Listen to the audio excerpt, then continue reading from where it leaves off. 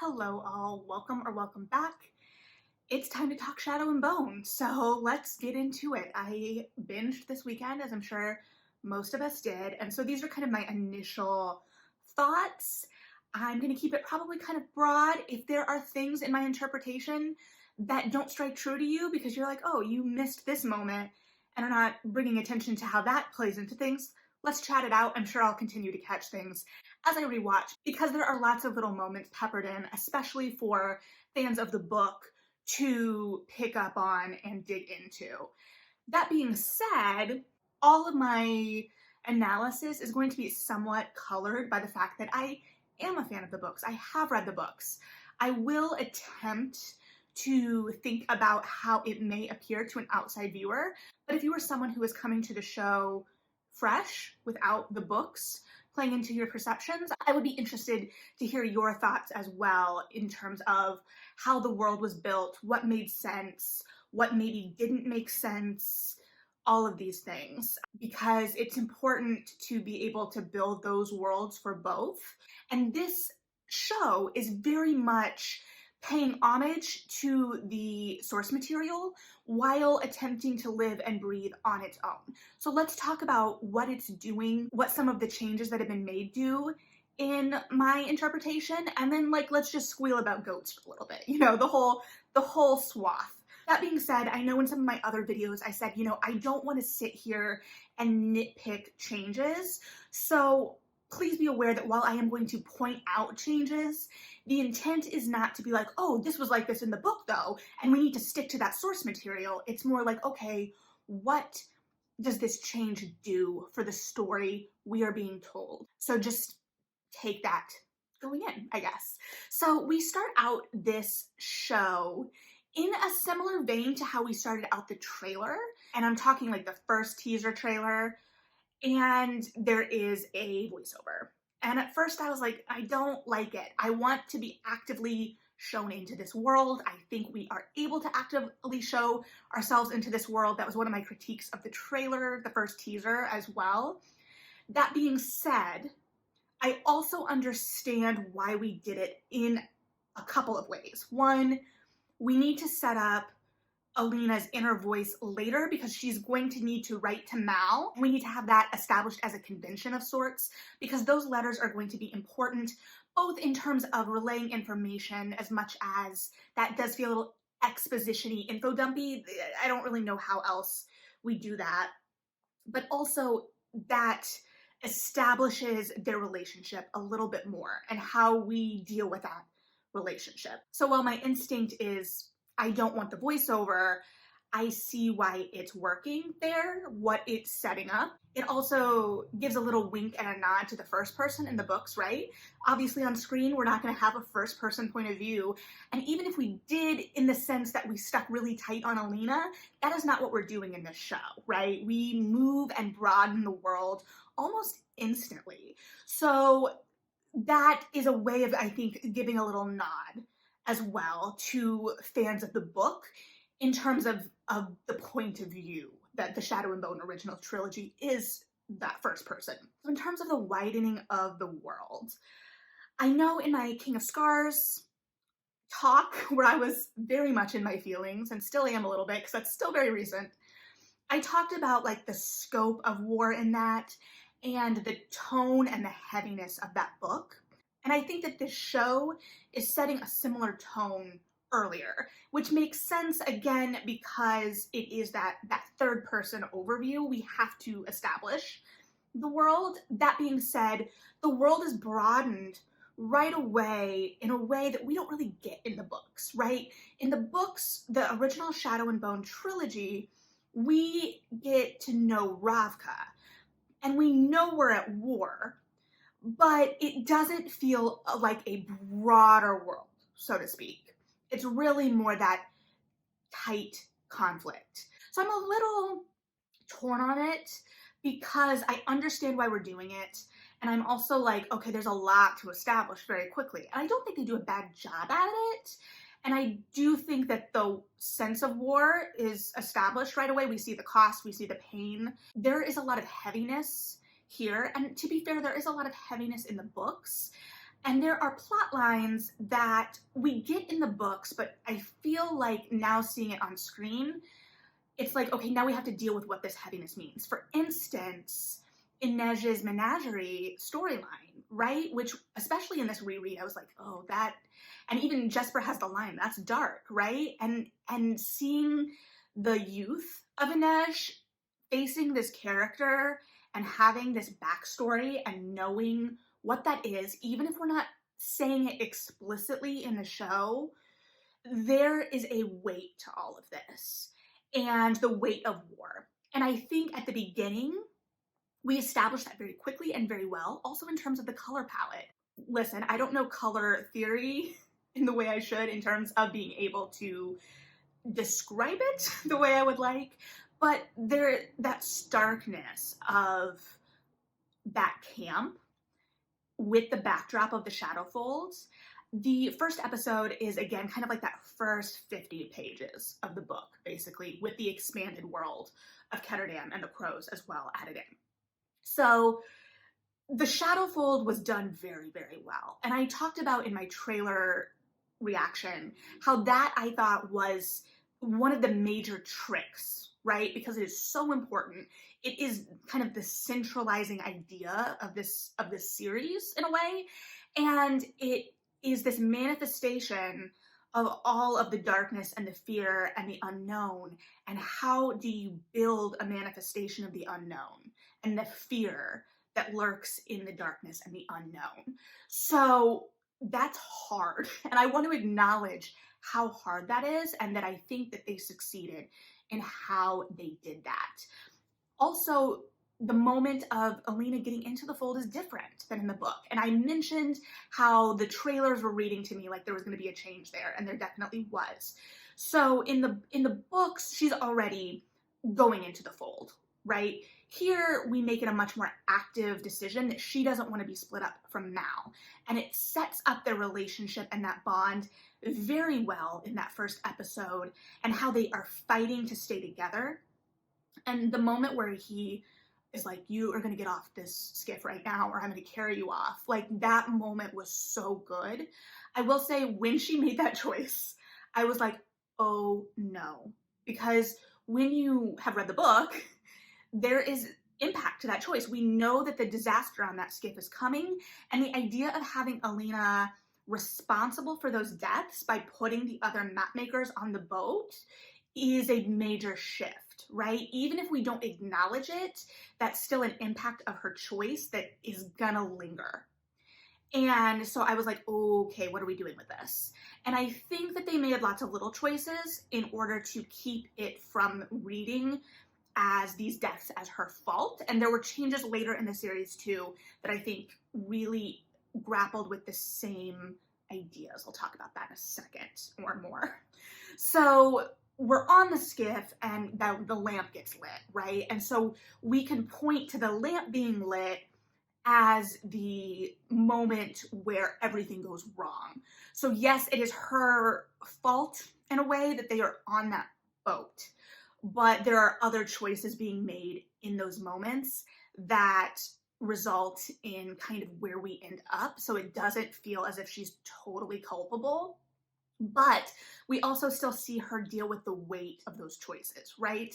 And I think that they do this really well. They have very early on in the first episode, I think Mal and Alina's very first conversation, you know, like, what are the things that we've learned? And one of them is you don't cry in public. So we see Alina holding it all together as she's witnessing this death and this destruction and the complete change of her world. And she kind of has to soldier through. And she, you know, is trained in that.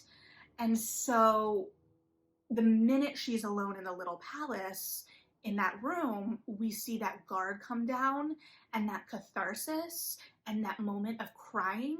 And that was a really powerful moment for me. I think that that is a really hard moment to act. And I think Jessie does it so, so well. There were little beats in there that I could track. Like, it just did really well. I think that the casting was spot on there. I think that she brought a lot of scrappiness and vulnerability and strength and curiosity in little moments to Alina that I think are hard to do And I think she did a really good job with that. And I think the relationship between Alina and Mal was established really well. I'm not gonna lie, because I'm a sucker for that structure of the prologue and the epilogue, especially in that first book, where we get them in the meadow, right? And them being talked about as ghosts that we get a little callback to in the final episode. But them running through the meadow, like, that's a beautiful image. And I was like, why aren't we starting here? And it makes sense that we don't, right? We don't know these characters yet. So having that called back to, and sure, they do call back to the meadow a lot in the show, but I also think it was nice to have kind of a centralized moment to kind of visualize and represent their bond, Mal and Alina's. I liked that we saw that longing and that pining both from Alina and Mal. That was a strength, right, of not being only in Alina's point of view, is that we got to see Mal battling a lot of the same feelings, and we got to see a depth to him that we aren't privy to on the page because it's outside of our purview. And I think that the actor did such a good job. It was great because we established him as a fighter right away. And at first I was like, oh, like, how is this going to change his overall arc? But I think it's good to have that established. And I think it's really interesting because we establish him as a fighter. He looks like a brawler. He's tough. And then the actor is able to do these eyes and bring such emotional vulnerability to Mal as well. And it's so good to see that bond and the bond between Alina and Mal, because it feels like a real foil, a real juxtaposition against her relationship with the Darkling. So the Darkling, I've alluded to the fact, like, with the General Kerrigan, we knew he wasn't going to be, you know, just the Darkling. His casting was announced with General Kerrigan, but there's a lot going on with that choice, right? So it is an attempt, in my reading, to humanize this character. The Darkling, I believe, in their view, would have signaled him as a villain, showed the hand a little bit more before they wanted to. I think that they were really attempting to deepen him as a villain. Not that he didn't have depth in the series by any means, but to see that transformation almost from Kerrigan to the Darkling at the end. You know, Mal and the group starts referring to him as the Darkling. But there were also moments with that name that were changes that I didn't like. Mainly when he, the Darkling, because that's how I refer to him, gives Alina his name, like his real name, by that fountain. And was like, call me Alexander. And I was like, no, don't do that. Because I know that it was an attempt to build a bond between the two. He's kind of drawing her in by showing vulnerability. Totally fair. And I think works and plays out later in the series. But he also could have done that by lying. And I think book readers would have been like, oh, he's lying. He's lying. Because, like, we already know the hand anyway, right? So it's not going to shock us when the hand gets played. Because the moment in the third book, in Ruin and Rising, where he gives Alina his name, is so powerful and is such a moment. And I don't say that to try and harp on changes. It's a change that I think will have an impact, because if they get to that point or play that point that way, are then going to have to deal with how they do that moment. And maybe it's simply just a callback to that name, but then it becomes a question of, okay, is a callback, how are we going to do that? That's going to have the same impact as him giving her his name in that moment, right? So I don't think it's impossible. It's just one that I was like, yeah, that's going to change things, and emotionally and whatnot. So, and obviously we have lots of changes here, so that's neither here nor there, but that was just one that I don't know how I feel about.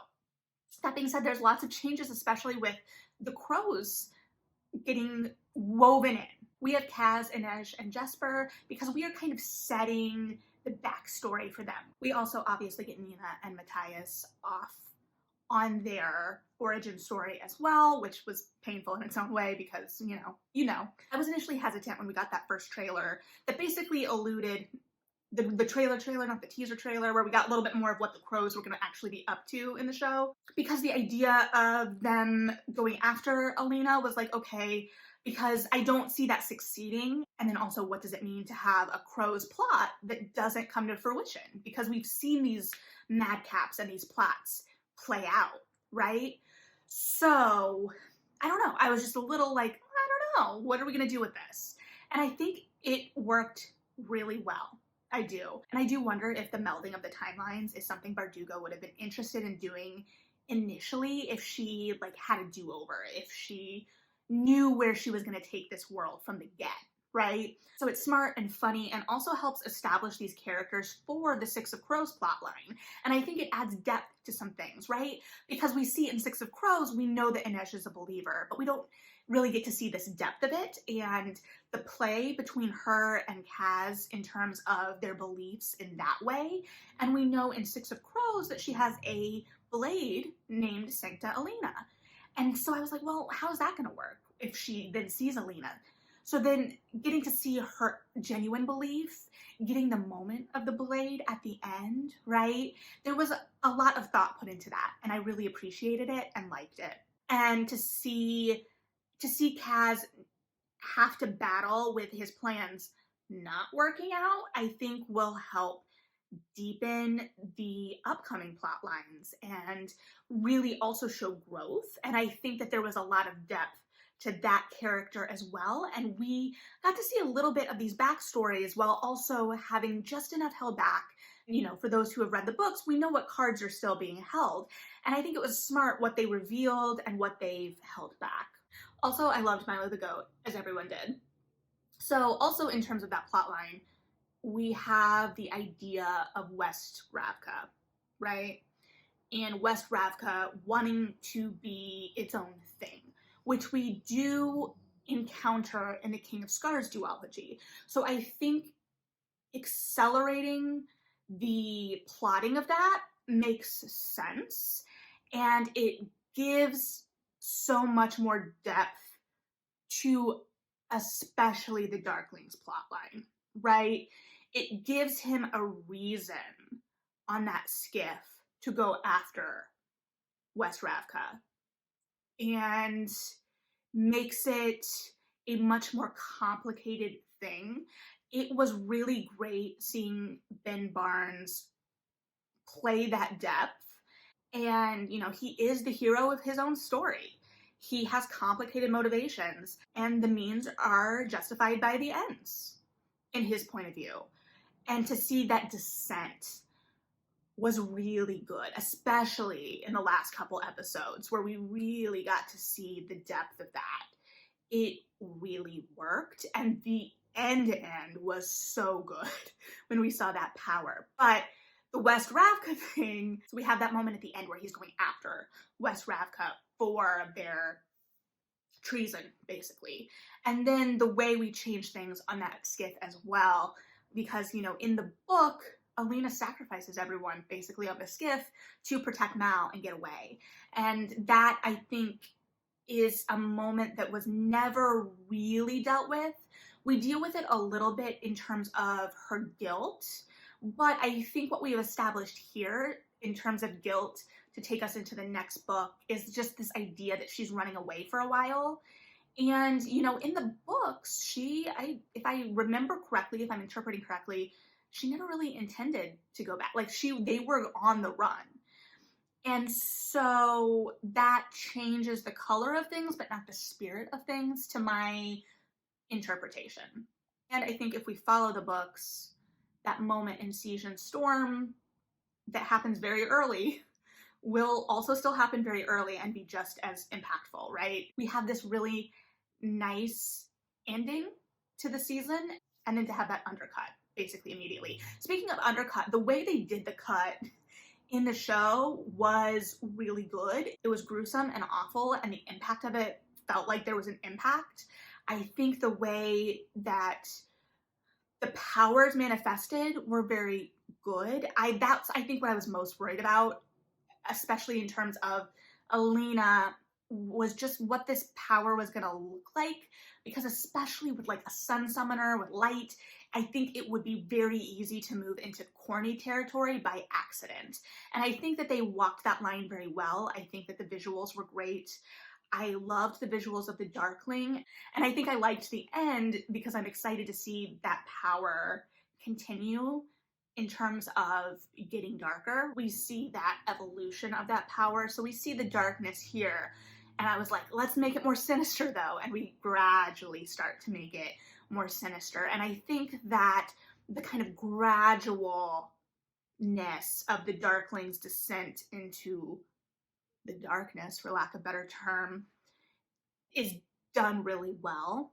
And I think they also hint at the moments of it early on. And I think that the visuals, especially, of the actors and their roles, also helps establish kind of the danger that is there, right? There's an age gap that's very much visible on screen and is kind of a visual cue that I'm like, oh, this is uncomfortable. I don't know how I feel about this. We have Jenya, saying, beware of powerful men, which we probably get in the book too.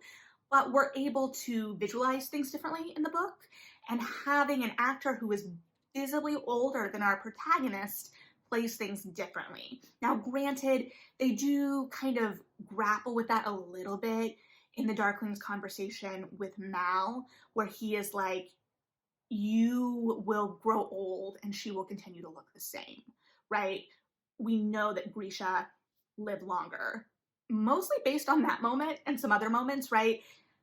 Because it is a surprise still that he is actually the Black Heretic.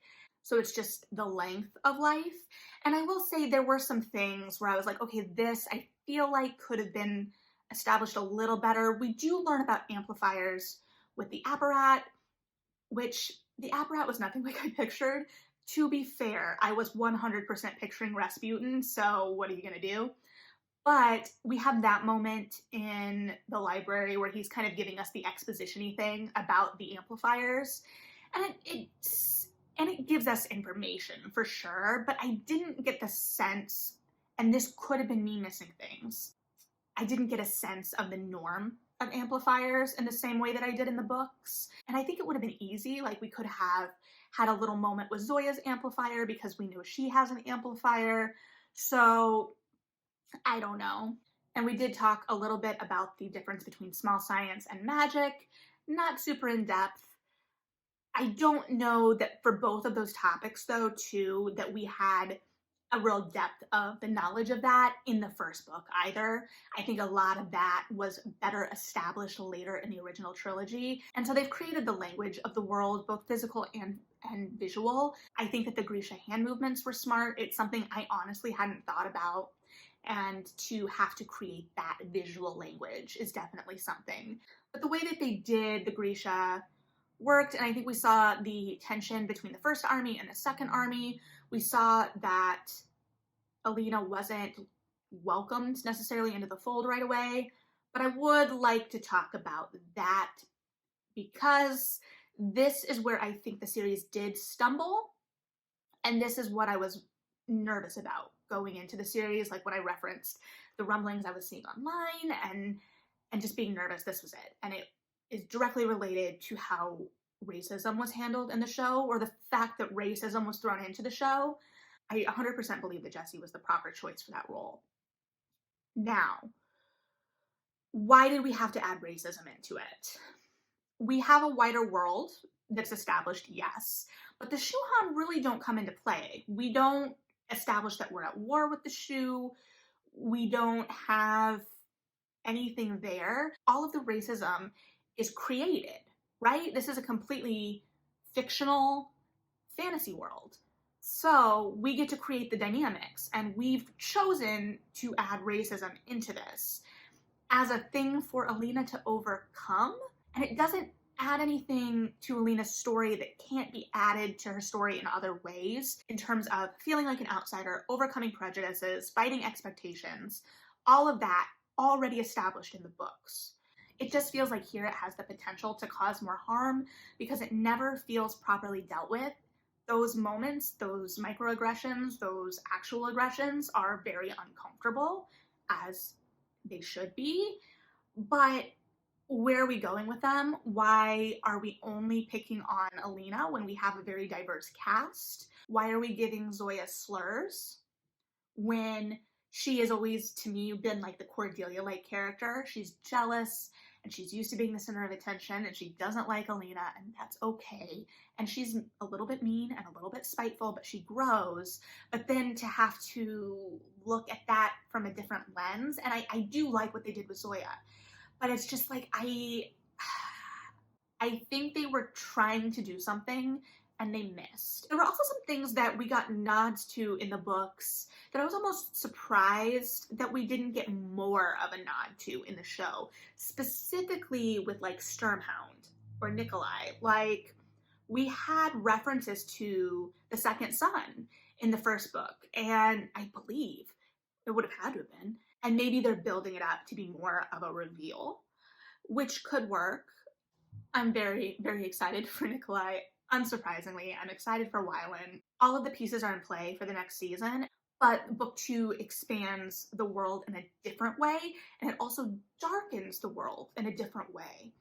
So we've got the horrors of war here, and now we're going to get the horrors of the war with the Darkling and the depth of that power, the descent into madness. There's a lot at play. So I think they did a really good job at establishing the world we're in and these characters and these arcs. They provided nuance and left room for that continued growth. They also sped up a lot of the action, right? Especially with Alina and Mal in the forest. They condensed that quite a lot, and I actually think that that worked. There is room in the book for that to be a slower, more reflective period, but I think that for the show, it makes sense that it is more condensed. I think the adding of the crows and that heist plot also helps the stakes of the show, because then we have a lot of forces at play, we have things going on. It also was interesting because with all of those pieces in play, it was a constant kind of like, who are we rooting for? Who is on the right side of this?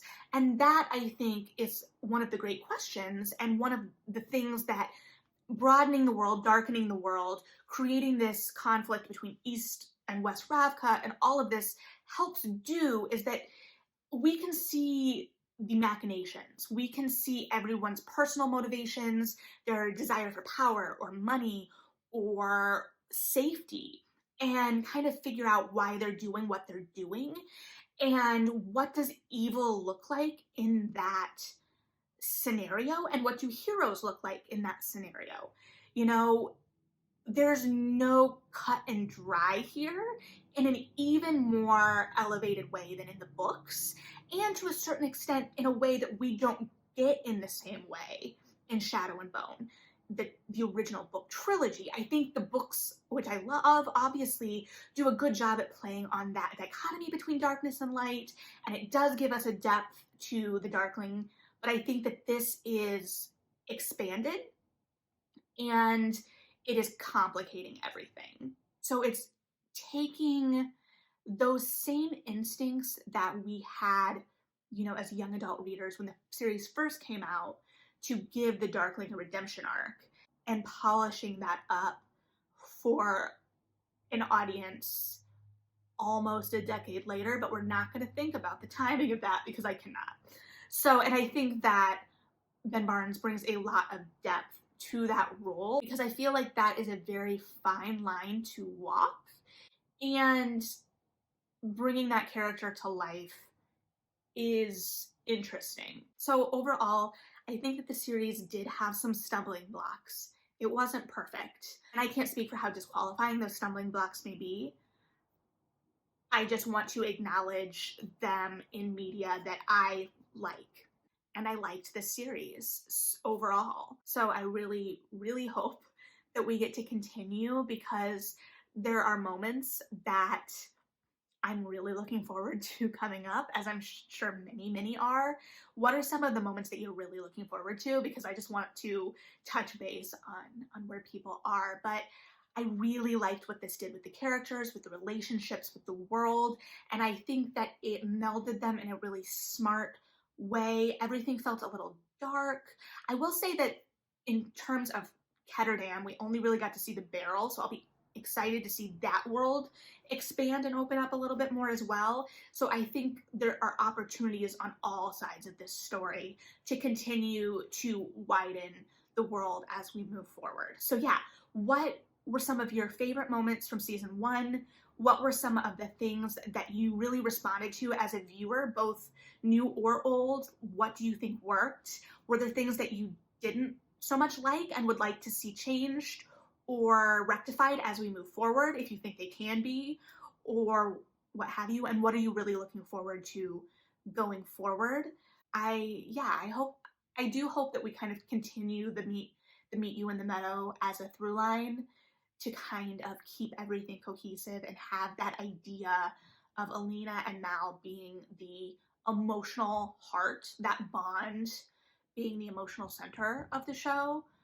I don't know, but we've got lots of ships to sail, don't we, friends? So leave your thoughts below. Thank you for hanging out. If you've made it this far while I ramble through some of my broad thoughts, maybe we'll chat more in depth about other things later, depending on how the mood strikes me. But for now, read something good, maybe watch Shadow and Bone again, and yeah, bye.